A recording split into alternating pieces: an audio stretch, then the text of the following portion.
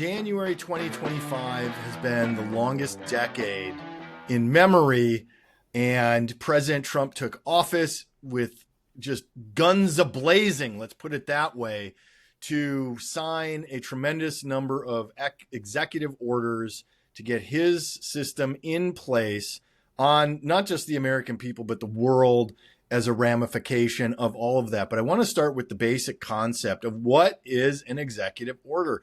The president has the power of the pen as the head of the executive branch of our three branches of government. He has a lot of power and flexibility to issue orders down on the agencies that are underneath him, that are his constitutionally, granted powers as the chief executive, as the president of the United States.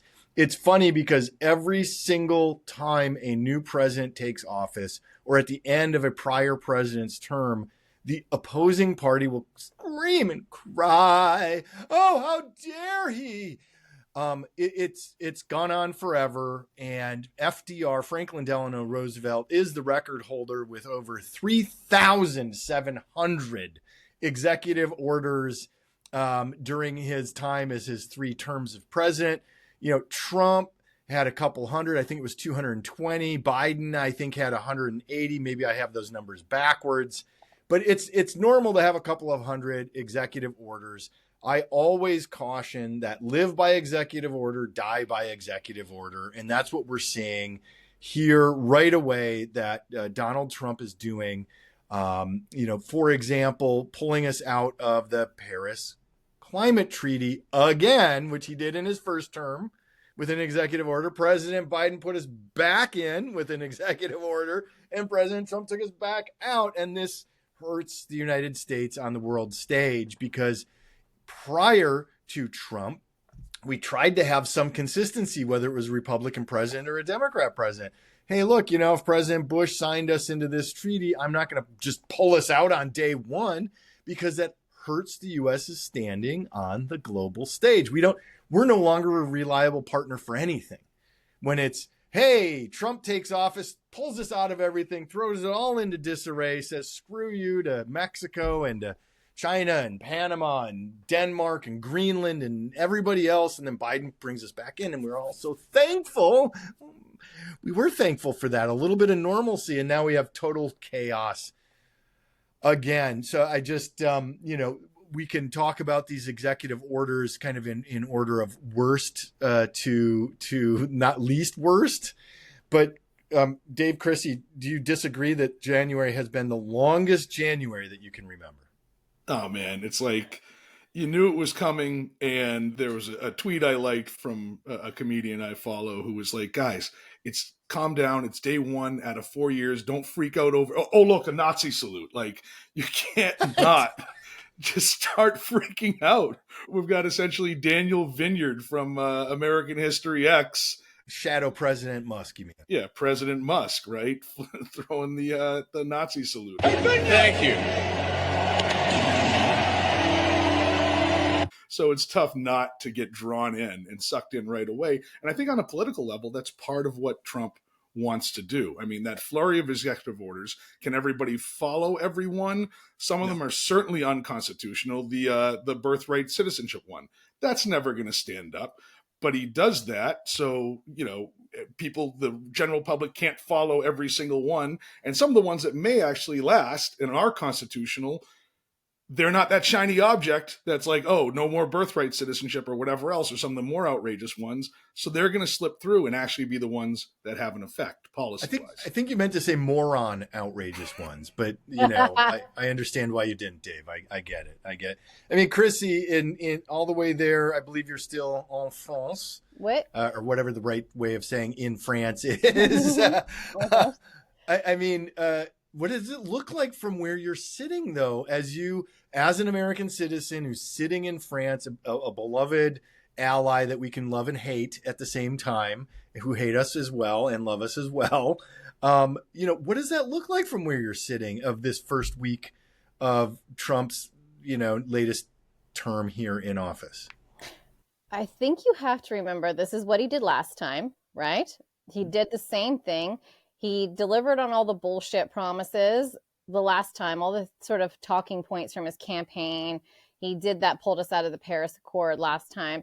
And what he's doing is doing this so that you don't pay attention to the shit that matters, which is his classic move, right? Like all the really important shit that actually matters, you are too busy being gaslit by him 24/7. And so I think in some instances it would be good to have a more French approach, and that it would to be blasé in some regard, to be like, I was this say fucking, wine and brie yeah, and yeah, baguette. wine, brie, baguette, and a little bit of just like knock it back, take a breath. I have people texting me like nonstop, like he just did this and he just did that. And I'm like, are you can't live like that.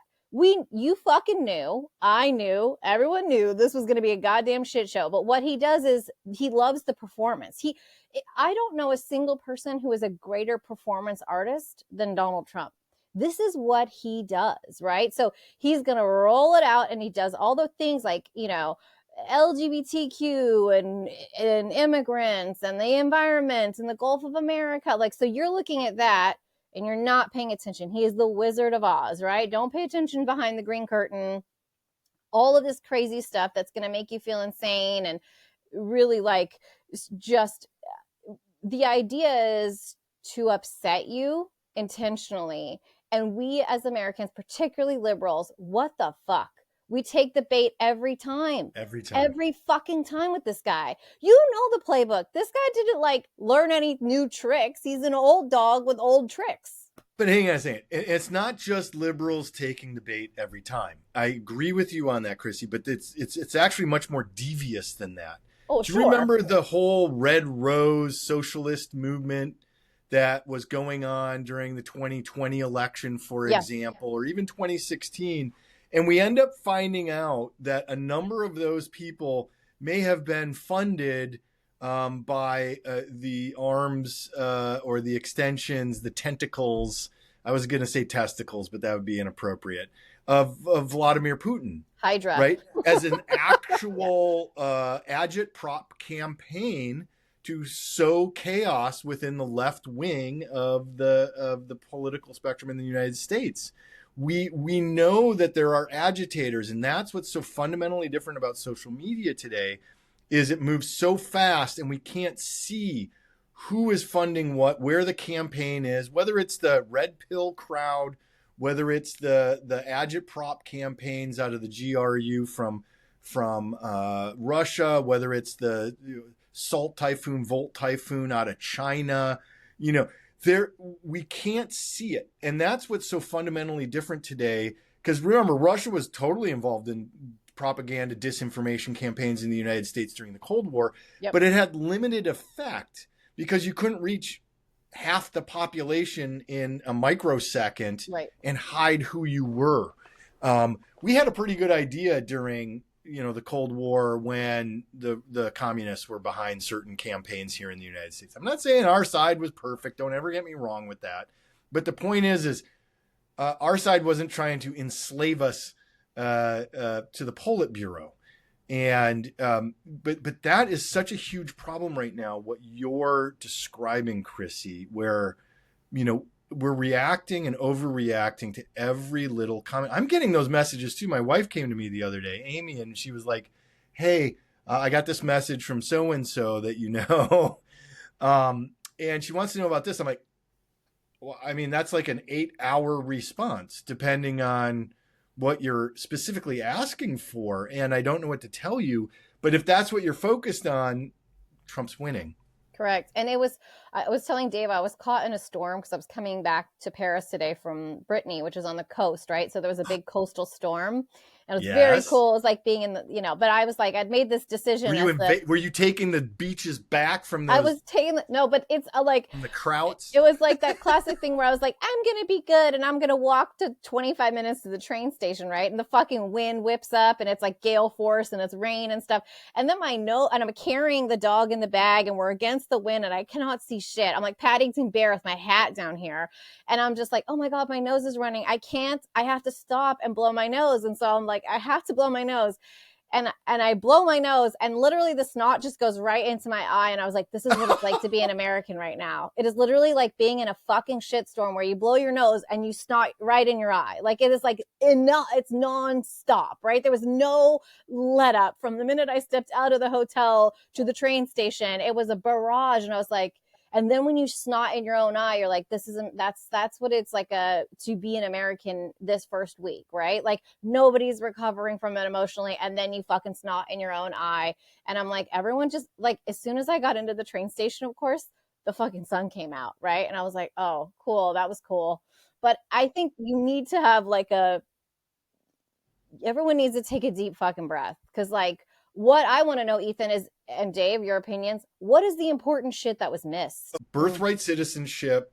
So Donald Trump signed an executive order that said no more birthright citizenship.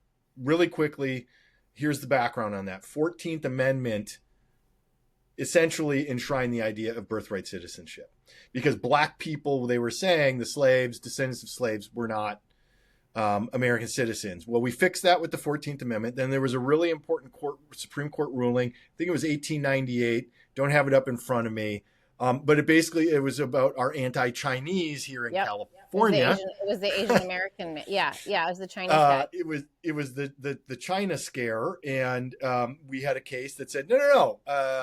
Chinese illegal immigrant parent or not undocumented parent born in the United States, citizen, that's it. It's been that way. 14th Amendment and that Supreme Court ruling from 1898. If you're born in the United States, when we can argue about birth tourism and all that kind of stuff, but you're born in the United States, you're a citizen. We're actually an exception in the world. Very few countries do this, but we have done it forever. And so when he signed an executive order that said no more birthright citizenship, don't pay attention to it because that's just flat out illegal. And now that doesn't mean that this Supreme Court, there's not a possibility that they'll allow that, but exceedingly unlikely. This is not one of the cases that looks like this Supreme Court is going to say, yeah, we're just going to allow the president with the pen to overturn birthright citizenship, regardless of what the Constitution says. Because remember, amendments to the Constitution are the Constitution. So I hate when people say, well, but that's just an amendment. An amendment is the Constitution. That's the point. An amendment means it becomes part of the Constitution. It's not some separate appendage that you can just ignore whenever you feel like it. That's not how it works. So the birthright executive order is garbage. The odds of that succeeding, I will put in the extraordinarily low single-digit percentage. Now, his declaring a border crisis on the immigration and shutting down asylum, that, I got to tell you guys, that pretty much is within the realm of the president's absolute. I mean, I don't want to say absolutely, but for him to go in and say, look, we have a national emergency. This is for national security purposes. National security, I have to remove the word Trump because we now have a president named Trump, but I used to say that trumps just about everything. So when a president says we have a really serious, legitimate national security issue, which they can make that argument, I think, very strongly here, he gets to say, I'm shutting down asylum. We're not taking immigrants. That's well within his powers. Now, will certain appeals weaken what he has done? Probably. But that one's a very serious one. And so if you're interested in immigration, or I think all over the internet was this one guy posting, hey, I'm serious Trumper. I didn't know this was going to happen as a result. Yeah, welcome. Isn't that what they all wanted? F-A-F-O.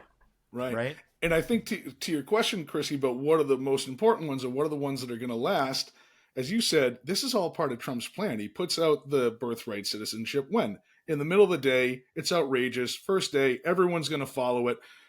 The courts, as Ethan says, are probably going to knock it down, so it's not going to last. But A, he's following his promise. He's doing what he said he was going to do. It's something outrageous. It gets all the news. And then what doesn't? He actually did a classic Friday night news drop where overnight Friday night, he fired a bunch of inspectors general right? Now, there's a certain thing where new administrations will get rid of certain people like that over time, but there's actually a law that you have to give Congress 30 days notice before That's you right. do that, because the inspectors general are supposed to be independent. And how long has he been in office for? Certainly not 30, 3 days. It's like he hasn't even been there 30 days, so he can't even say that he did that. And he's trying to test the guardrails already on day 3. So what's the most important stuff to pay attention to? The stuff he's doing in the middle of the night. Inspectors General, this is, I really want to emphasize, though, what Dave just said, because this one is very serious. And we had the Saturday Night Massacre, excuse me, from Richard Nixon, that related to Watergate. The U.S. attorneys often will roll over with new presidents since the Nixon era, because those are appointees of his attorney general, right? So we have a new attorney general. The attorney general goes, you guys step down. I want my U.S. attorneys because we have new priorities. Still don't agree with it, but that's the way it generally works. Inspectors general are literally the watchdogs. Absolutely supposed to be nonpartisan in every way. By the way, U.S. attorneys should be nonpartisan. And they're supposed to just kind of do what the priorities are that the attorney general sets. But inspectors general, this is a serious one. They're the ones that are essentially the internal affairs, right? That go, okay, well, some other wrongdoing has happened here. Let's make sure that this is all happening correctly. They're the hardcore nonpartisan people. And this one is a little scarier to me. Yeah, and that's why they have that law where there's supposed to be a 30-day notice. You're not supposed to be able to do this in the dark of night on a Friday or on a Saturday. Supposed to let Congress know. Both sides can investigate to see whether or not relieving this inspector general or that one is warranted for any reason. It's not supposed to be a political move. It's supposed to be as apolitical as possible. So I'm going to continue to bury the lead on the things that I know. But Okay. Crissy, when you looked at, again, sorry if I say this, your perspective is really valuable in all of this, right? You have a different political perspective than Dave and I have, but also where you are, what you have going on in life gives you this different view of everything that's going on. So when you saw this flurry of executive orders and actions by this new Trump administration, what jumped out at you personally that you were like, this one really bothers me?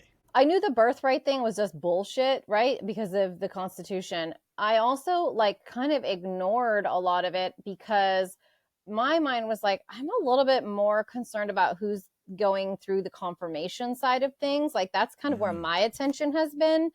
And so I'm like, he's going to throw out all the orders. What is going to lands and what falls. And it's weird because there's been so many and I've just kind of been not paying attention to all of it because of all the things I'm paying attention to, I'm more concerned about confirmations, which seems to be going way better than they should be, which is concerning to me. I don't know what about, and this is my question is why, where is it, what came out that all of the LGBTQ people I know are freaking out and asking about sanctuary cities or states or whatever. I'm not super up to date on if anything was related to anything he rolled out, but I mean, that seems, so all of my friends who are first generation that are either classified as dreamers or just first generation, obviously they flipped out. And anyone that texted me, I was like, I'm not sure how you go about kicking out people that were born in the US. It's kind of a thing. But then the LGBTQ friends, I was like, I don't really know. And I'm so sorry. I'm going to have to do more research and maybe talk to the guys on Sunday. Why are these guys feeling threatened in some type of way? Other than I've heard that the passports that people who are transgender are not going to be able to use their passports, and that there's some declaration that you're either a man or a woman. What is real in all of that? So, so LGBTQ is a very broad umbrella. Trans people, I think, rightfully should be very concerned. Okay. And trans advocates. I think that this administration has the power to roll back any and all gains that trans activists have achieved. I think that they should absolutely be concerned that we're going back to the 1980s or 1970s as far as trans protections goes. None of that was clearly put into law, and therefore they should be concerned. Now, leaving off the T for a second, the LGB, I believe that there is going to be a strong attack on gay marriage. Yep. I think that the decision, oh gosh, that was only a few years ago, Obergefell, that allowed for gay marriage, that was a Supreme Court decision. We have seen that this Supreme Court that is religiously biased. Yes. I mean, they're going to allow, it looks like, by the way, it looks like they are going to allow the first ever in the United States publicly funded religious school that the Catholic Church is opening in the state of Texas. And it really looks like they're going to uphold that, which just violates everything I know and believe about this country. That Correct. We don't, I'm a religious person, right? I mean, I'm religious. The government doesn't pay for religious school. That's an endorsement of a religion. And they're going to argue, I'm not endorsing a religion. Great. As soon as they pay for the fucking school of Satan to open up, absolutely, then I'll feel better about the fact, they're going to fund all of them equally. But they don't. And we know this because they'll fight for the 10 Commandments to be on public space. But as soon as the Church of Satan says, great, now we get to do our little celebration, they freak out. So we know that it's not neutral.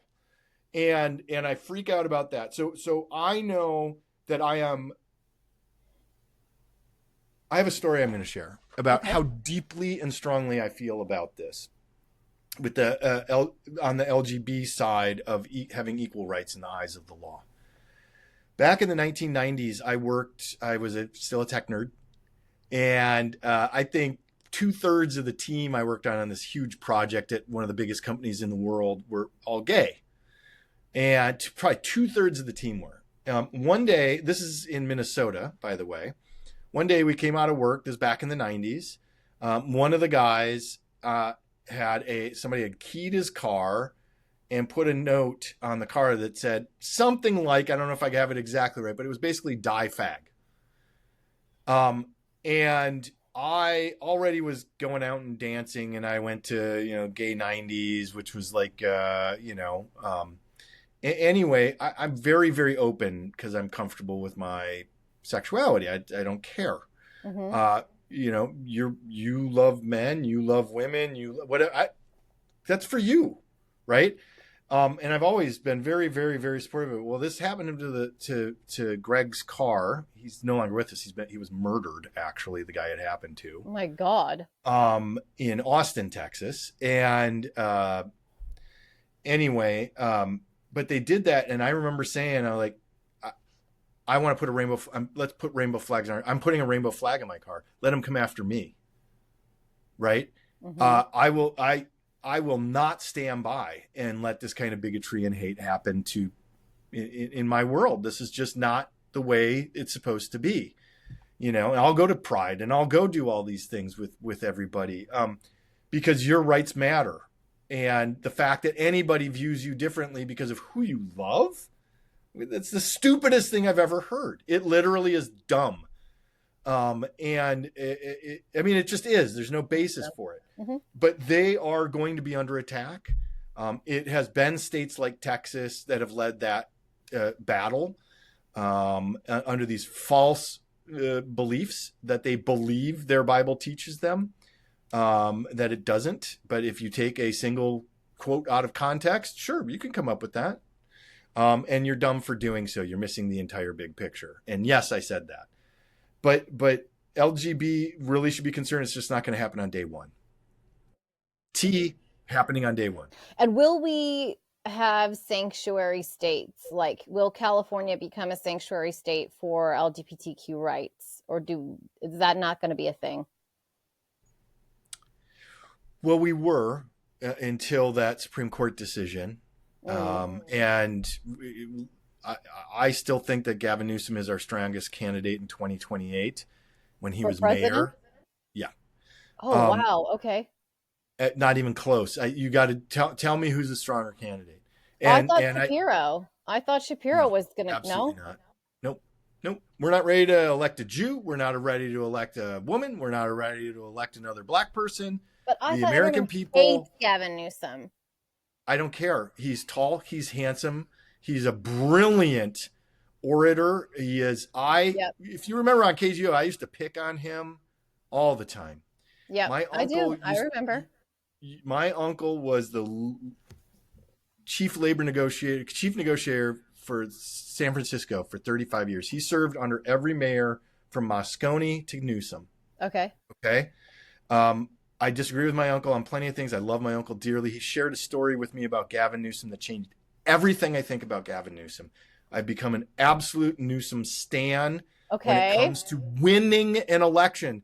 He may not be perfect with every gosh darn perfect little fallacy of perfection that the fucking left always puts on our candidates, which I hate with a passion. Yep. I care about winning, number one.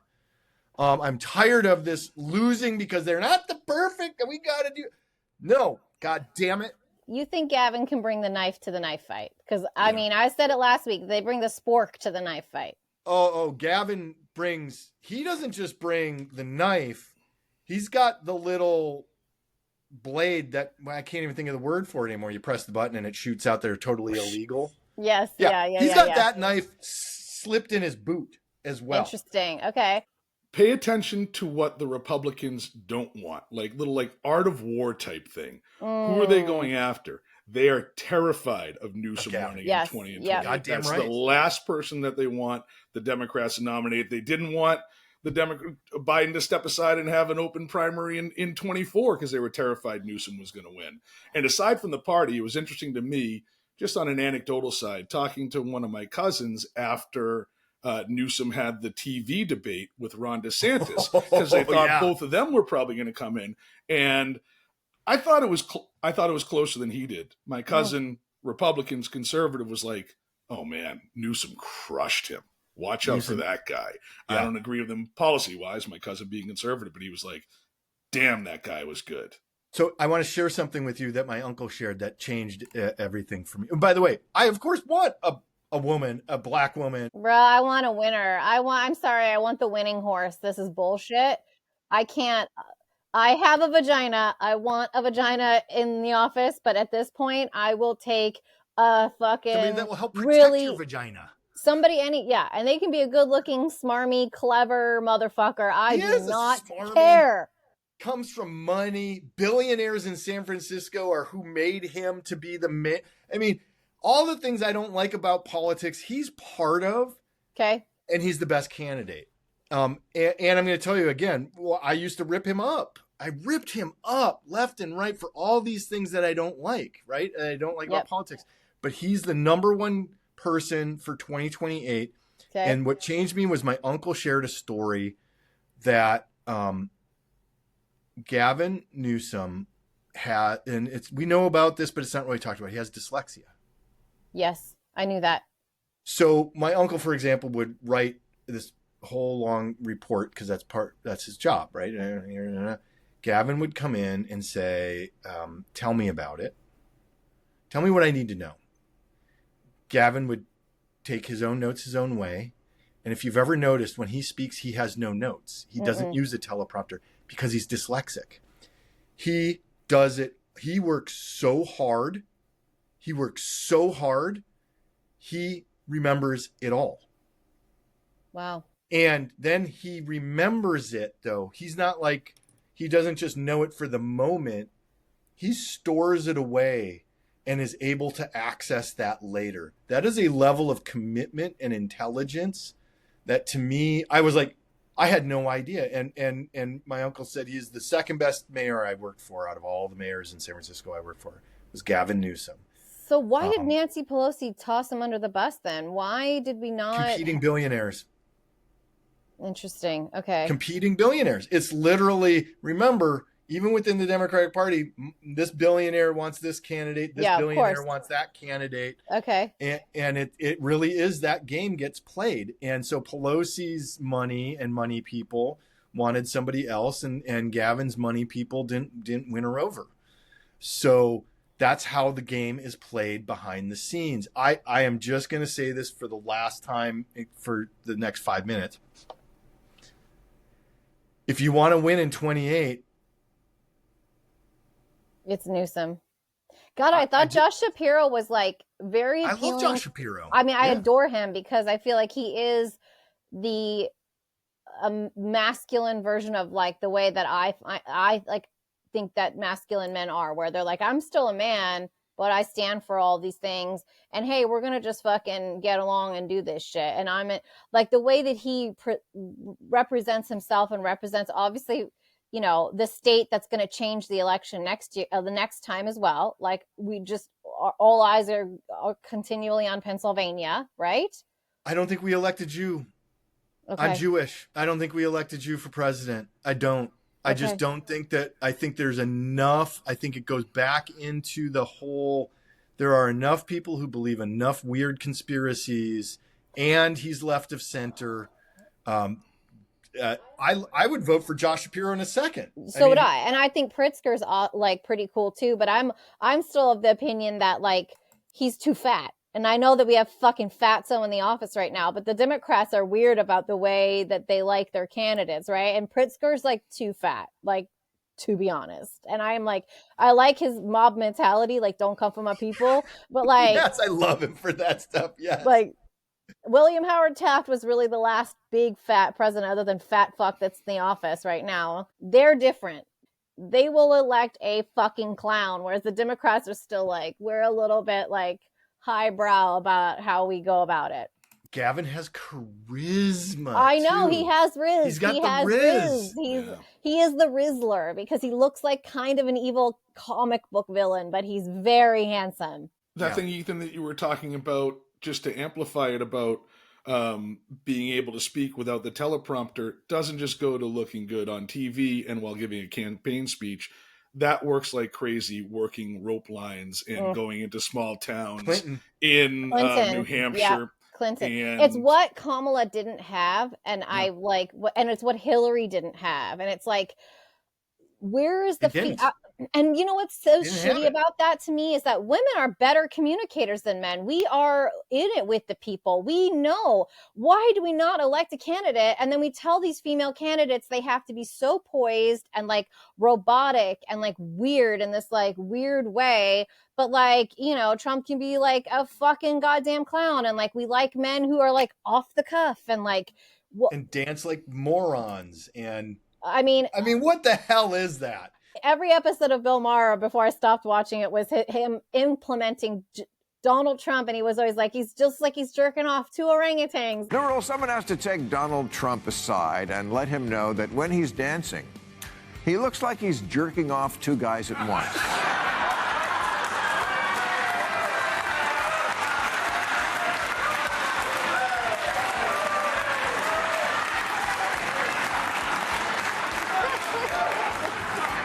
And Don, you're a Republican. You only need to jerk off one guy.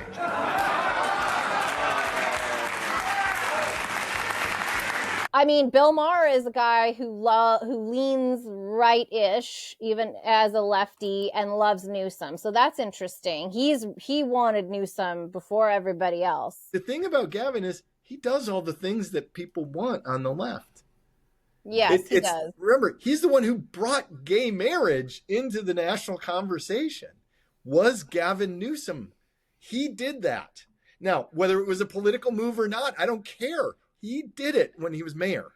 Is Gavin running against Trump in a third term, or is he running against DeSantis? I think it's going to be whoever the clown car on the roads. Vance, who I still believe is. In the conspiracies of conspiracy theories out there, I still think Vance is behind everything and is going to overthrow Trump. I still think that's a high possibility. Do you remember who funded Vance for the Ohio Senate race? One of the true oligarchs, but unlike Musk, hates being in front. Peter Thiel. He is always there where bad shit's happening, by the way.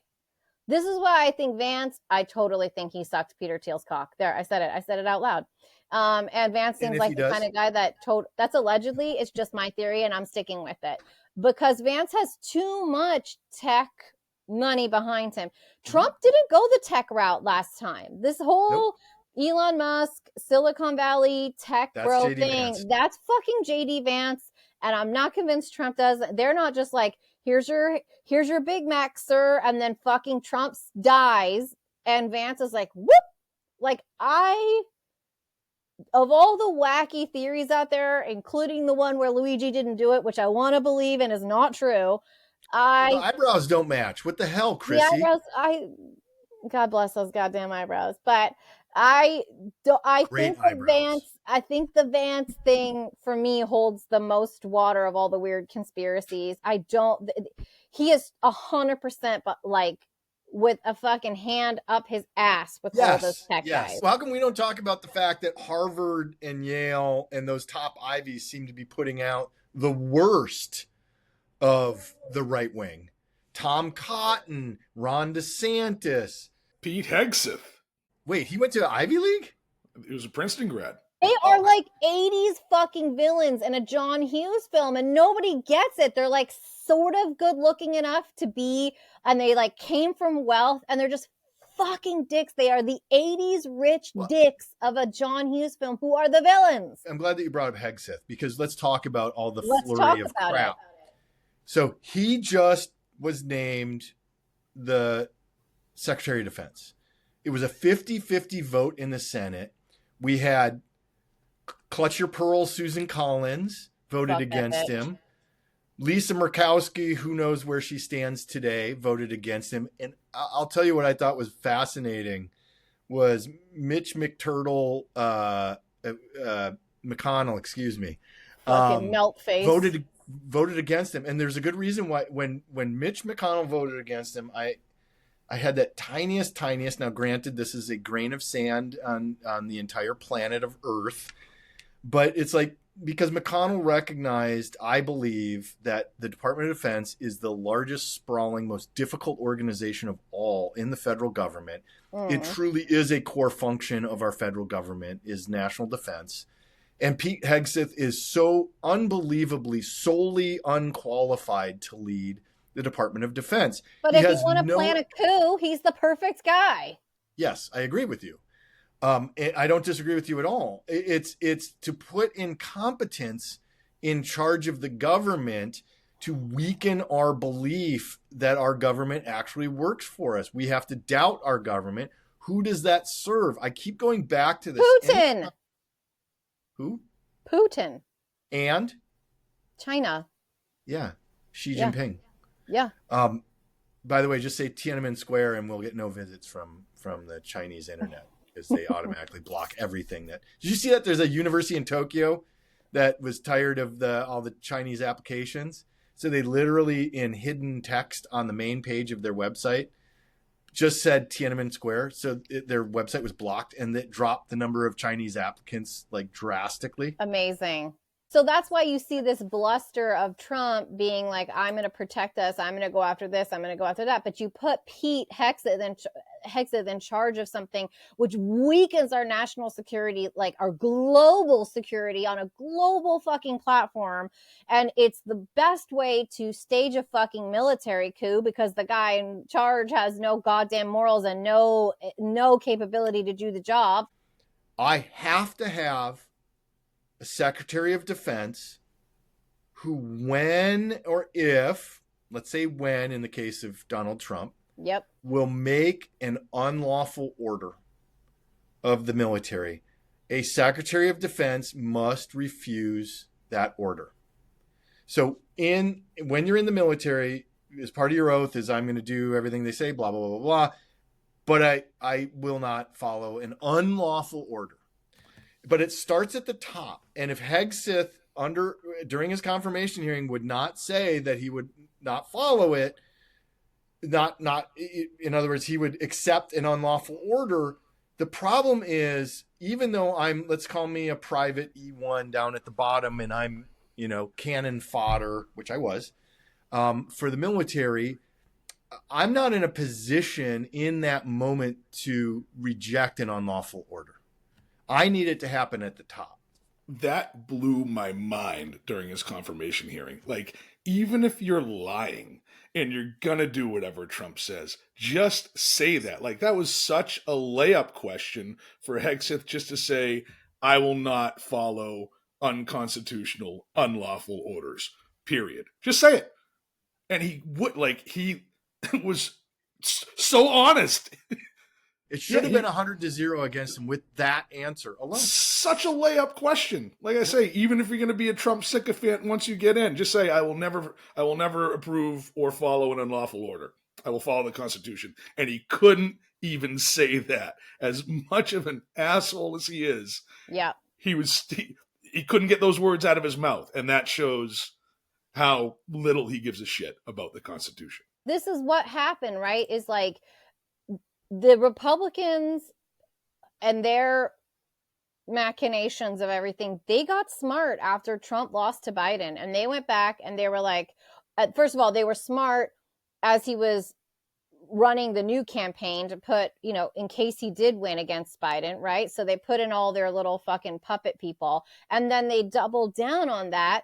And I truly think that, like, they did what they did on their end, what the Democrats weren't willing to do, which was like, where's our weak spots? They were playing chess, and like the Democrats were like, here's your sticker for being a good person, like, here's your pin for, they were over like being the fucking Girl Scouts and getting pins for all the great things they were doing, or like the things they stood for. Like, you helped a neighbor across the street, you're a good person. Boom. We already fucking knew that side was the side with the technical moral majority. And I mean that in a way that is flattering, not the opposite, right? Like, the Democrats were like, we do care about everyone. We do want everyone to be free. We want to have humanity. We want to have rights for people who are immigrants. We want to have this. You didn't need to campaign on that again. You needed to come up with your war strategy, and they fucked it up. And fuck you, Nancy Pelosi. Fuck you to the drive-thru. You brought up Bill Maher. I saw a clip from Stephen A. Smith that pretty much made exactly that point, where he was like, the Democrats were too worried about this group and that group and not winning the effing election. Here's the deal. The man was impeached twice. He was convicted on 34 felony counts. And the American people still said, he's closer to normal than what we see. Exactly. Left. That's what they're saying. He's closer to normal. Why? Because something that pertains, when you talk about the transgender community, for example, and you're talking about the issues that pertain to less than 1% of the population, the Democratic Party came across as if that was a priority more so than the other issues. And so he comes into office. Now you're talking about childbirth, citizenship, and what have you. He knows that's not going to pass the mustard, but he knows that he made that promise. So when he shows up week 1 on Capitol Hill and he says, this is what we're going to do through an executive order, even though it's going to be shot down through the courts and what have you, he's saying, I kept my promise. A lot of other things that he's going to point to that he's going to try to do. I kept my promise. Then you turn around and you look at the left and you say, what promises did you keep? Now, you might know the answer to that. I'm certainly not questioning your knowledge about that at all. What I'm saying is what resonated with the voter. What voter out there can look at the Democratic Party at this moment in time and say, there's a voice for us, somebody that speaks for us, that goes up on Capitol Hill and fights the fights that we want them fighting on our behalf. They didn't do that. And that's why their behinds are home, and that man is back into the White House, and they want to sit up there and talk. You look at the networks right now, they're talking about him. Look at it. This is the latest. Look at him. Here he goes again. Well, you know what here he goes again means? He's doing what he said he was going to do. He promised you he was going to do these things, and he walked into office week 1, and that's exactly what he's doing. And he's saying, y'all do something about it. And when you try to do something about it, he's going to say, look at them now. Now they're concerned about these issues. Were they talking about that during the campaign? Hell no. That's really it. You were too worried that fucking you didn't throw up free Palestine on your fucking Instagram to be paying attention to like what was actually happening. No offense, but like, is Palestine fucking free? Kiss my fucking ass. Politics. Not only that, you probably gave the green light, motherfuckers, to Jared Kushner going like, here's some beachfront property in Gaza. Like, fuck you. Like, fuck you and your fucking bullshit and your lack of education and your goddamn cosplaying, and you don't even know what you're talking about. And I am not saying that fucking Gazans shouldn't be free, and I am not saying, no, fuck you. Even Muslims in this country, which what we have a lot of in France, we have a lot of Muslims. The educated Muslims understood and verbalized that Hamas was a terrorist organization. They do not like Israel, to be clear, but they were very clear that if you are catering to Hamas, and it is exactly what Ethan said, they made the deal with Biden because they knew Trump was going to be like, boom, here's some new property for Jared to build on. Fuck all y'all. And that is how you got here, because you were too busy with your free Gaza stickers and saying Beyonce was great. Two things. One, you're a fucking moron. Two, anytime Beyonce is near the DNC, you're going to fucking lose. Nobody invite her. No to fucking, you don't get Bon Jovi there and you don't ask Beyonce. You will fucking lose. I said this before. I'll say it again. Hillary Clinton had fucking Beyonce and she fucking lost. Boom. I don't get that bitch near some shit. And by the way, we know that there's about to be a fucking bombshell with Jay-Z. He's the only one enjoying this shit right now. It's like fucking Diddy and Jay-Z have leaned back and been like, you take it, boy, to Trump, because there is a whole other bunch of shit that if Kamala was elected, they would be under now, right now. So fuck all that and stop listening to fucking celebrities because they're fucking idiots. I'm so over it. You don't have to listen to me. I'm a fucking idiot too, but fuck off listening to celebrities. I'm so fucking, I can't take it anymore. They're not valuable people to listen to. And we love listening to them, and their songs are great. Yes, we love listening to them. They're beautiful music, great music. I don't give a fuck who Taylor Swift votes for. I literally don't. I don't give a goddamn. God bless her. Good luck to her. Lovely lady. Seems nice. What her music says to me is that there are women who are still stunted emotionally that still love songs about what it's like to be in teenage relationships. Fine. I'm much more like, if you want to talk about it, let's go to Amy Winehouse, because Amy Winehouse is much more realistic for women who are like, I fucked that guy. He was a terrible guy and I kept doing it. And the fault is on me. Okay, cool, bitch. I get it. We'll have a drink. But Taylor don't do Swift, heroin, please. Please don't do heroin. But it's much more honest, right? So it's like, to me, when I look at America, I'm like, y'all are seriously fucking 17-year-olds. Get the fuck out of my face with your shit. I was born 40. I'm now in my 40s. I'm like living this life. I cannot believe you guys are still so immature. You know, it's like you just have to watch and go, oh my God, Travis Kelce and fucking Taylor Swift. Like, no, the fucking world's falling apart. Can we talk about something else? Like, I can't. So, Dave, have you seen the clip from, the Mannings? They do that show where they're like watching and commenting. Them. Yeah. I do too. I actually find them to be very entertaining. I really enjoy. I fucking love Frankenstein. I would 100% marry. I would marry. I know Peyton Manning. He probably cheats on his wife. I don't give a shit. You could cheat on me. I love you so much. I think you're so charming. You're not attractive at all. Cheating. No, right. I'm just saying, if he ever left his wife, he would probably still cheat on me because leopards don't change their spots. Yeah. But I would still say yes. By the way, the Frankenstein line is great. There was a line from one of the roast where Peyton was on the dais, and one of the comedians was like, Peyton Manning's here. I fucking love Peyton Manning. He's the shit. Peyton looks like if football players evolved to no longer need helmets.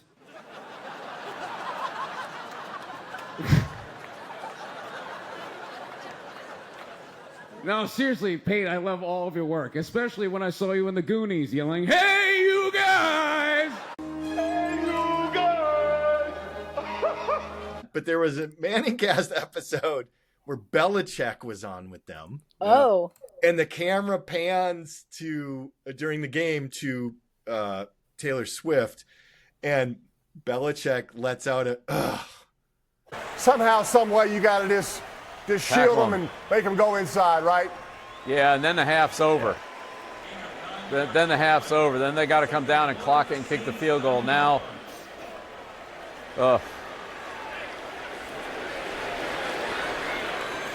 big first half for Kelce. Too big. Too big. Belichick letting out what everybody was thinking. I don't care that she's at the game. She's lovely. I don't give a shit. I actually don't care. Great. And I love that she's been good for football and good for her and Travis Kelce. I mean that very sincerely. But I'm watching the freaking football game. Yeah. I thought we were moving away from like celebrities' lives fucking matter. They do not matter, these people. Like no more, no less than us. Let's put it that way. No, they're just good people. They're just people. Some are good, some are bad. Some are good, some are bad. There are certain things that happen where you're like, Grace, by the way, is amazing. Topher, great. I'm glad to hear it. But also like, he's amazing. People like Pamela Anderson coming out for women and saying like, I'm not going to wear makeup. Shouldn't have to age in any type of way other than how I am aging. And like those kinds of things are cool. But like calling people our mother or like our auntie or like a queen, I'm like, are you fucking cool? Are you okay? You're not. This is what I mean. It's like emotionally, I remember being 17 and like looking at magazines and having crushes on guys that kind of look like girls and being like, it's safe. Oh, I love Harry Styles. Like that whole thing, right?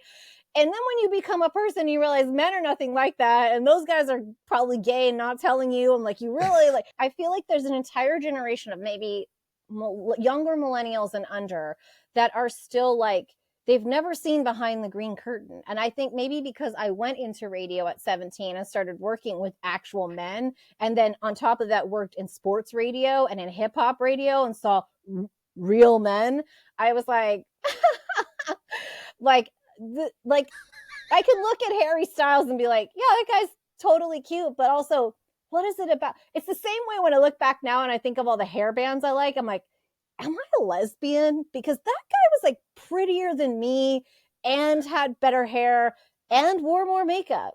David Coverdale, Bret Michaels, all these guys. I'm like, John Bon Jovi had the most beautiful hair in 1989 and I had a short haircut and wore fucking Converse. Am I a lesbian and I don't know it? Like, I feel like I would have figured that out by now. But that is an emotionally stunted thing where women are like, there's a fetish of being attracted to hyper feminine men. And then there's like an emotionally, like you're still not really ready for like scary ass men. So as like a 15 to a 17-year-old, you kind of like guys that feel safe and you're like, oh, and those guys don't exist in the real world, right? You have to date somebody once you're 18 that's like an actual man and you're like, God, these guys suck.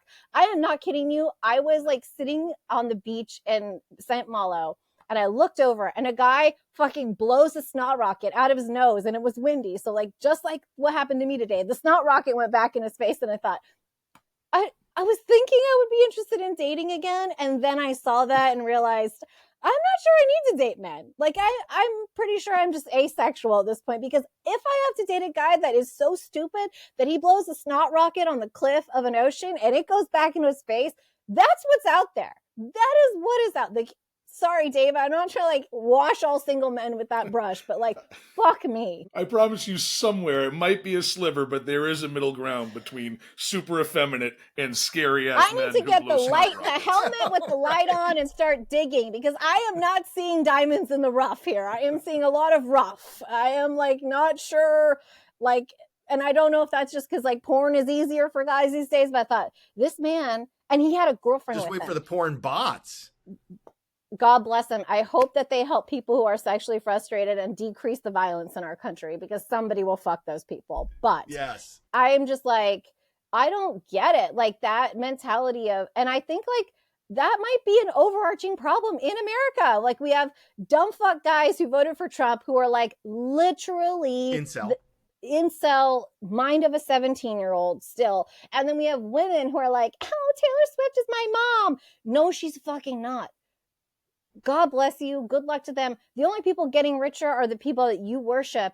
And I thought we were not supposed to be a monarchy. Like, that's fucking weird. Like, I'm out. Like, every time I hear a Taylor Swift song, I think I would have fucking jammed to this when I was 16. That level of relationship, petty. It's good music. Yeah. Like the pettiness she has, catchy. I'm here for it.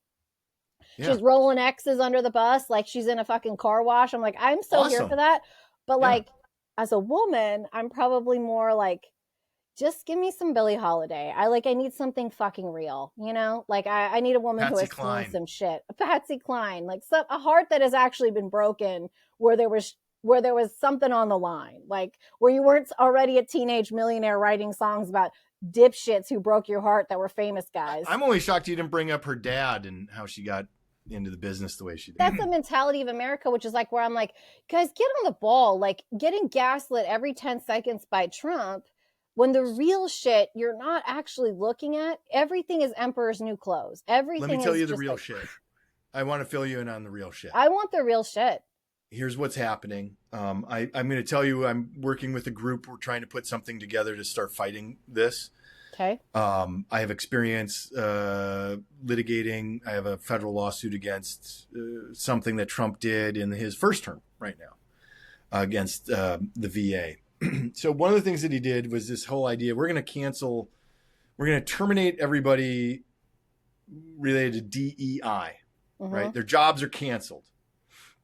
Now, the president, again, so really quickly, federal employees, regular federal employees, not contractors, employees are civil servants. There's something called the Civil Service Reform Act of 1978, post Watergate, that said, look, we need civil servants to be absolutely not subject to political whims, period, right? We need all of these hardworking civil servants. And by the way, here's what I have to say. Fuck you when you go, oh, they're all lazy and stupid. None of them want to work. I have encountered so many good, hardworking civil servants. It's the same percentage in a Fortune 500, Fortune 1000 company, 25-person family-owned business as it is in the state and federal governments of people who are hardworking, committed people versus the minority who are just there to fuck off and collect money. Okay? It's the same rough percentage that I have experienced across all industries. So shut up with that garbage. Stop repeating the BS. Yes, we've all had bad experiences with somebody at the DMV or this agency or that agency. We all have. But guess what? I've had horseshit experience with customer service at a major multinational corporation. I've met some of the shittiest people in the world at large publicly traded companies. I was in the elevator with the CEO of a Fortune 250 company who was the biggest pile of shit, nasty person who didn't give a fuck about his employees, the shareholders, or the customers at all. And literally, he only cared about the next private plane he was going to be able to fly between the headquarters city and another city that he has to go to a lot. Okay? So shut up about that. Federal workers work hard. They're dedicated. They've given their lives to service in service of our country. Okay? So shut up. So here's what's going on. DEI, we're going to can them all. Civil Service Reform Act, CSRA, says, hey, we've got a whole set of procedures on how you can fire people. It's a very strict set of rules. People get fired. It happens. They just have to document it. You follow this, then they get this suspension. If they do it again, then they get fired. People get fired from the federal government. Oh, they never get fired. You're an idiot liar who doesn't know what you're talking about, okay? You're malinformed, misinformed, a lying sack of shit, okay? I'm sorry, but if you're repeating garbage that you don't know what you're talking about, you're part of the problem. So there's a whole set of how you can fire people. Now, there are people who are exempt from those rules, okay? And what Trump did this week, this is the stuff that nobody's talking about. Anybody who had a job offer, that offer has been rescinded. I'm going to get to some detail that's really important about that. That offer was rescinded. You're no longer getting hired by the federal government. Anybody who is in their 2-year probationary period, or probationary period, if it was different from 2 years, there's exceptions and different rules. Anybody who's in their probationary period, you can be fired, and you're going to be fired if you haven't already been fired, okay? But what the president did with this DEI thing, his executive order, it's called Schedule F,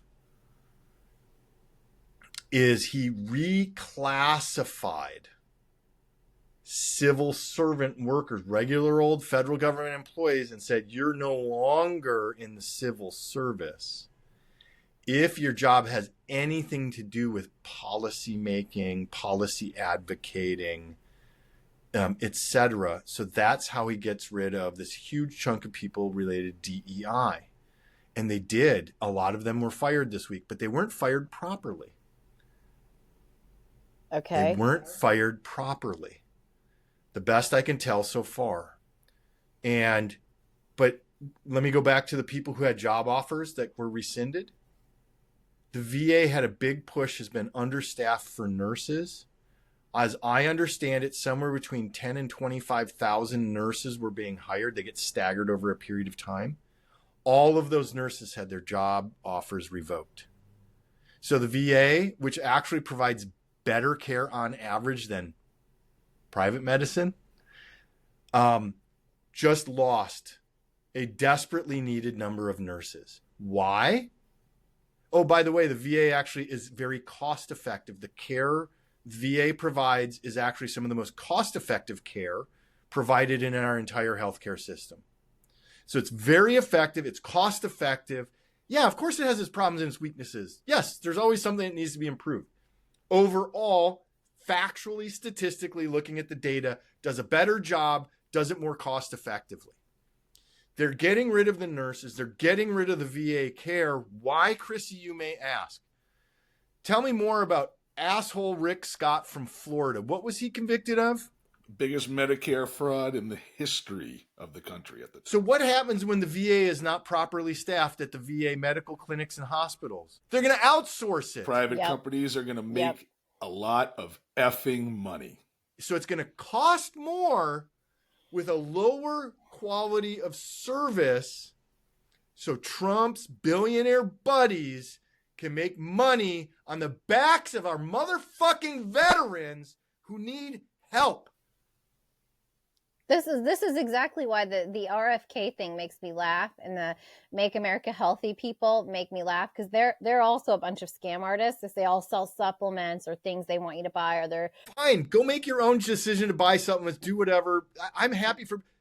We made a promise to our veterans. Correct. I think that the subtext to that is that Republicans have always made it seem like they cared more about the military and military vets, right? That's been their rhetoric for so fucking long. Wrap yourself in the flag and then not take care of them when they get home. I've been pissed at both parties about this for a long time. Neither side is, by the way, taking care of the veterans the way that we should, right? So to privatize that is just another example. I'm not saying it's good. I'm saying take it on, burn the whole fucking thing down. But it is another example of why the health side of all of this stuff is absolute garbage. There is zero way that RFK is going to tell Kellogg's or Nestle or pharmaceutical companies to suck a dick. That is not happening in the slightest. There's going to be more money that they make. I have very mixed emotions about the RFK Jr. appointment, and I'm not even going to finish going down that path right now. We're going to hit that one probably next week more. Okay. But I want to go back to this part of the DEI firings. Yes. Do Black people have different medical concerns sometimes than white people? Yes, particularly women. Okay. Well, and let's even just talk about the most obvious one that I remember learning about as a kid, sickle cell anemia, right? Yep. Overwhelmingly disproportionately happens in the Black community. Mm-hmm. Women, do you have different sexual organs than men that maybe require a different health focus? Mm-hmm. Jews have a weird little, Ashkenazi Jews, a weird little genetic condition when we reproduce. It's called Tay-Sachs.